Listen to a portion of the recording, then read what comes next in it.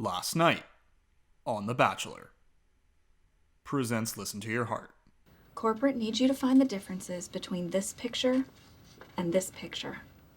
Okay, I already see one. Give him. They're the same picture.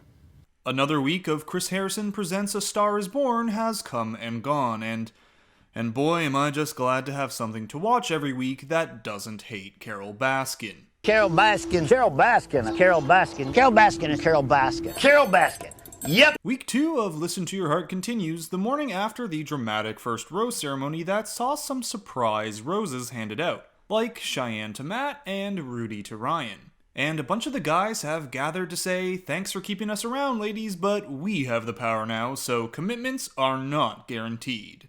Except for Chris. You're so pretty, like you really are. He's basically all in on Bri. But enough chit-chat, Chris Harrison is back from the Matrix to tell everyone even more women are going to be showing up, and that this week the men have the power. And hey, these rules sound awfully familiar. You're not Listen to Your Heart, you're Bachelor in Paradise. Yes, might have gotten away with it too. If it wasn't for these blasted kids and their dog. So Chris Harrison leaves, but not before handing out the first date card of the week. And of course... As always, listen to your hearts. Hey, that's the name of the show! Alright, the first date card of the week goes to Jaime. Oh, great. Another date for Jaime. Naturally, she asks Trevor to join her, and the two head out to Venice Beach, where they sit around and talk about what song they want to sing. And Jaime is just smitten. Nothing could go wrong right now. Enter Natasha. I'm not a diva, but I'm a diva. The first of the new women arriving in the house is Natasha, and while Jaime and Trevor are out busking and earning enough cash to order anything they want off the dollar menu, Natasha's back at the mansion ready to serve the tea.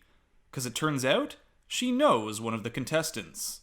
Hold on, this isn't the Trevor from American Idol, is it? And the gang says, wait, hold up, you know Trevor? I actually know him because I'm friends with his ex. Yeah, sip that wine, Becca. Apparently, Natasha's friend and Trevor broke up because there were, quote, discrepancies. What? He cheated. Which is the perfect moment to cut back to the date and catch this. Every guy I've ever dated has cheated on me, so... So Trevor and Jaime return from their date, and Natasha's not wasting any time. I know you. How do we know each other? Let's talk about it. Natasha sits Trevor down to let him know she's real good friends with his ex named Sierra, and that she knows all about what he did. And she told me that you lied to her. And that you cheated on her. And Trevor's not the only one finding out, as Rudy and the other women fill Jaime in on what Natasha's told everyone else. And someone's not having a good day anymore. Back to Trevor and Natasha, and Trevor's trying to make it clear that what Natasha has said isn't true. I never physically cheated on her, just so you know. And that's a key word here. I never physically cheated on her. But Trevor is being honest, saying he stayed in the relationship longer than he should have, and he did emotionally cheat on Natasha's friend.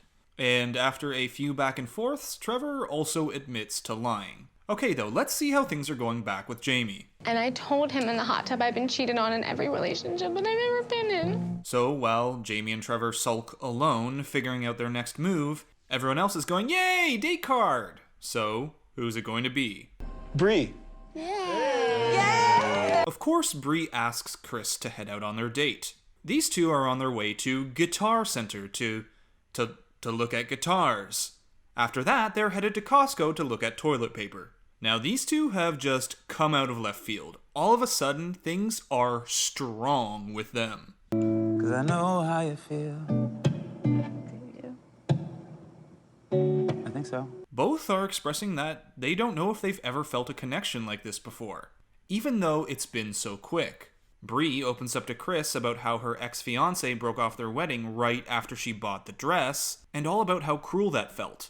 But now, she's excited about seeing what love is once again.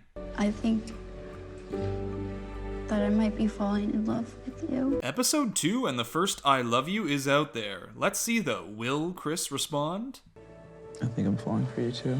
And when they start singing Can't Help Falling in Love with You, I was here like, alright, I ship this couple, I ship them, no one can tell me otherwise. So this is the ship they say is unsinkable. It is unsinkable. God himself could not sink this ship. Back at the mansion, Jaime and Trevor are sitting down to talk out the whole Natasha situation. And Trevor opens up to Jaime that when he was with his ex, she had found text messages he had with another woman.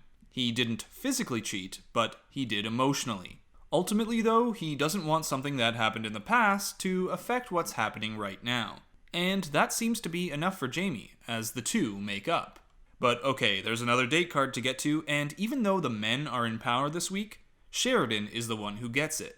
My conspiracy is that the producers wanted Sheridan and Julia to go on the date, but were afraid that if they gave the card to Julia, she'd actually pick Brandon, who she's also said she's interested in exploring her connection with. But it's Sheridan who has the date card, and since he's put all his interest in Julia since the beginning, these two are headed for a radio interview and then a performance together. So, you know what that means. It's time for the fair use highlight of the song. Hit it. That was your fair use highlight of the song. Thanks for watching. Back at the mansion, Rudy and Matt make up after butting heads the week before, and they do so just in time for new women to enter the picture. This is Mariana and Ruby. Both seem to be showing an early interest in Brandon, who got his rose last week from Savannah. And Brandon is a hot commodity right now because those three aren't the only ones interested. Mel's here, and she's really hoping the next date card is going her way so she and Brandon can... Savannah. Ooh, sorry Mel. Not your week. So Brandon and Savannah head out to the Dresden Room for their jazzy nightclub date while Julia returns from her date with Sheridan. And when she finds out that Brandon is out on a date, she ain't happy. Aw, shucks, I wanted to come back from my date and hang out with the other guy I wanted to date. Back at the nightclub, Brandon and Savannah get up to sing Fever, which... This is not the time to be having a fever, people. Alright, it's the day of the rose ceremony, and Sheridan is over the moon with how everything's gone with Julia. But Julia needs to be transparent. She's interested in Brandon as well, and so she lets him know that she will be exploring that option. Fast forward to the cocktail party, it's 8 men and 11 ladies, which means 3 women are going home at the end of the night. So ladies, time to get scrambling for those roses. Oh, and don't forget... listen to your heart. Which is what Mel is about to do. She's shooting her shot with Brandon. I'm feeling all the feelings I think you're supposed to feel. Okay, good. But I've never felt them before, so I really, So she goes in for the makeout and makes her intentions known. But Brandon's got quite a few women interested in his rose. Julia, too, is laying out all her feelings so that she can figure out if Brandon and her's connection is the real deal. Brandon, though, is surprised. Aren't you really into Sheridan? Yeah, but I also want to do what's best for me. AKA I am, but I want to bone you more. And so, they kiss. Natasha pulls Ryan aside because, of all the guys, he's the one she's most interested in and... Oh no. She's devouring him. Someone send help. She's taking his soul! You look like a very cute Harry Potter. Rudy gets it, and she too is interested in some Harry Potter and the Dementors role-playing. The two make out and try to see if the spark is there, but for Rudy, it's not. Me and Ryan kissed. Okay. I didn't feel anything. Yeah, but that's because all of his happy thoughts were drained out of him 15 minutes beforehand. So, Matt's back on the menu now, and this is one wild conversation where the two are really getting riled up. Alright, so we've reached soap opera level now. How dare you! Nice. Alright, rose ceremony time. The men enter, and it's time to hand out those roses. First up is Chris, who unsurprisingly gives his rose to Bri, Trevor gives his to Jaime, Matt to Rudy, Ryan to Natasha, which Jaime isn't happy to see, Danny to Becca, and it's time for Brandon to make his decision. Is it Mel, Julia, or Savannah? Savannah. Gabe, who pretty much gets his first bit of screen time all episode, he's up next and he chooses Ruby. Is this a friendship rose? Is there a connection here? Who knows? We've barely seen any of either of them on our screens. Alright, the final rose of the night is Sheridan's to give out. Will he stick it out with Julia? or will he feel spurned by Julia's advances on Brandon? Julia? Meaning Mel, Cheyenne, and Mariana are headed home. And Julia?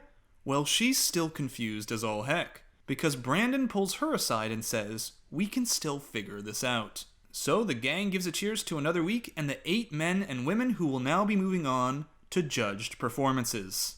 And that's the video. Thanks for watching this recap on The Bachelor Presents Listen to Your Heart Week 2. Hope you enjoyed it, and be sure to like and subscribe as there's more Listen to Your Heart and Bachelor content on the way.